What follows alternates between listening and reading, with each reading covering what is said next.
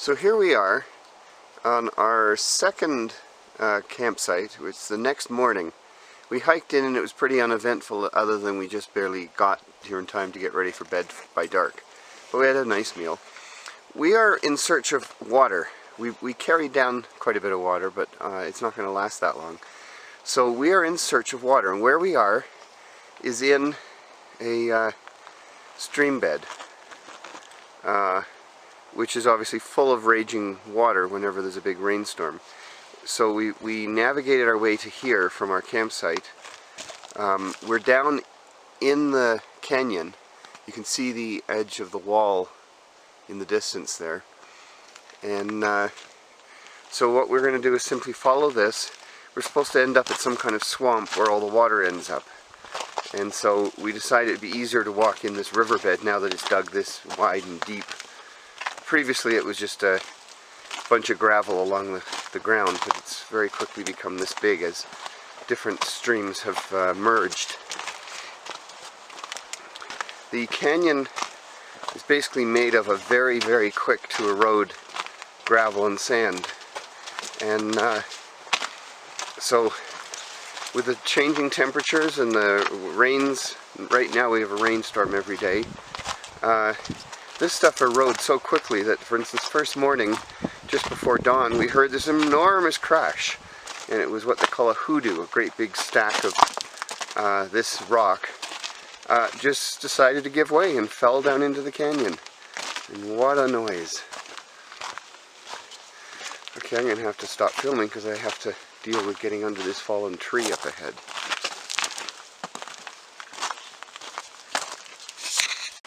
So we seem to be about 1/3 of the way into what's marked on the map as a swamp. And there was hope that there would be some water here, and it doesn't appear as though there's been water here in any great amount since the last, I don't know, monsoon. I'm sure every time there's a storm there's a trickle runs down here, but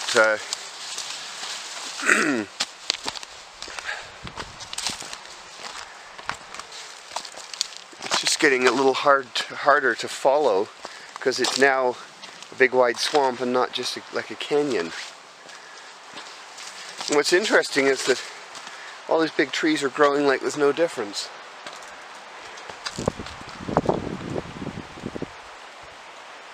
Like, that's a big tree to grow in a swamp. I'm just not sure the map has got it labeled right.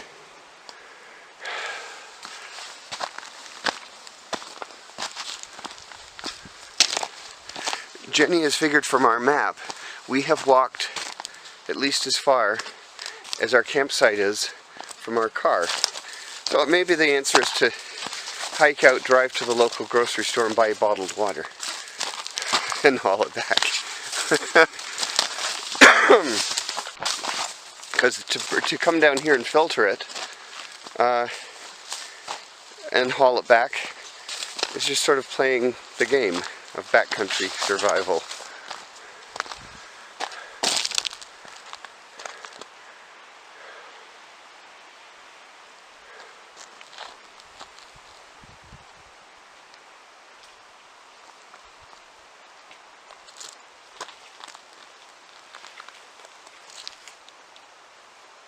I don't think I can film straight into the sun. Yeah, that sun's starting to get warming. We woke up and it wasn't so cold like yesterday. It was, but it was still, I got like 3 shirts on. Anyway, I guess we'll wander around here a bit, see if we see water. So, we're following actually animal trails, and I'm in, I don't know what you call this, it's there's mud and there's animal prints in it and they've been sinking, so it's quite moist, and with the vegetation here, you know there's water underground, but it's just getting so thick. Something through there. Wow.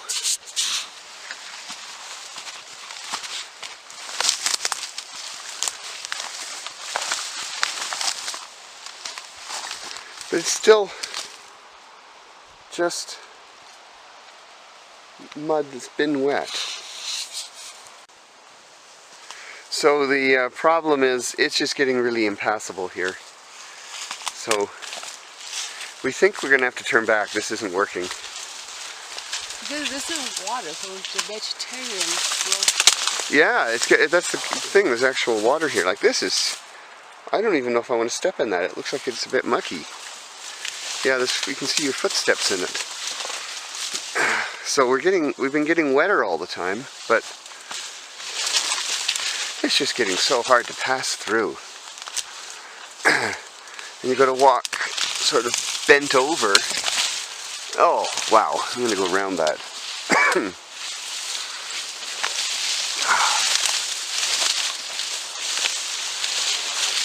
And the trail we've been following ended up just going to that, and nothing leaves there. It's just a little open area with some sand, this enormous anthill. So at this point it's a lot easier to go back to the car and drive for water. What a pity. So we have a dry campsite, and we've booked it for 2 nights. So I guess we just have to keep going back up to the canyon, all the way up the top, and get water and bring it all the way down.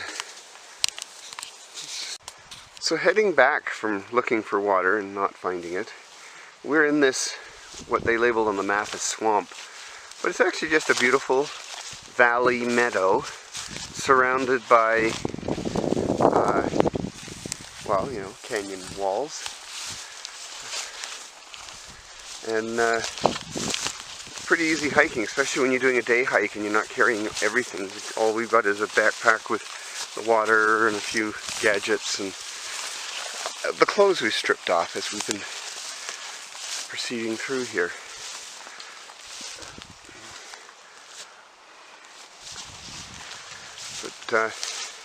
But there's almost nothing in the way of bugs.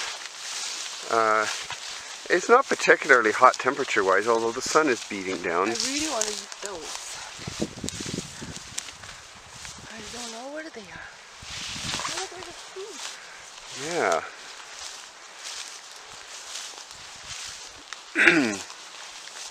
Now the trick, I guess, is to try and figure out to get back to the river that we followed down to get here.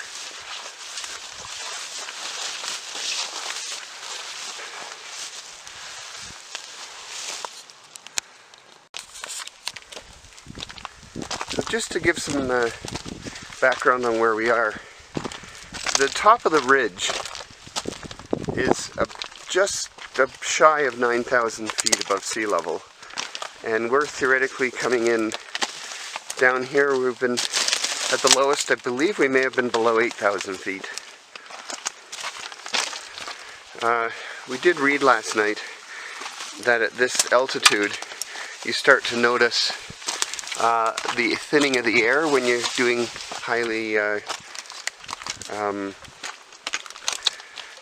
highly exhausting work. No, I can't get it. Oh, Jenny's stuck. Okay. I guess I have to stop filming. So we found the trail. The way we found it was we were just sort of walking where the GPS said was approximately headed towards the trail, and all of a sudden I saw a jogger go by. So that kind of confirmed that there was a trail, because you don't jog through the woods. Oh, and this guy had no shirt on, so you wouldn't make it through the woods very well. Oh, here, Martin. Yeah.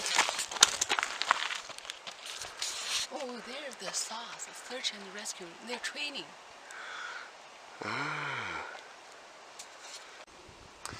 So we decided to climb up out of the canyon to just simply go buy bottled water. We had a wonderful walk in that sort of meadow that's supposed to be a swamp, but the purpose was to get water. That failed, but boy did we have a nice walk. 1,000 calories burned. That's just before this ascent. Let's do it. So we are getting very close to the top. We have this beautiful hoodoo right here, and then we have this one here that you can actually walk out and examine.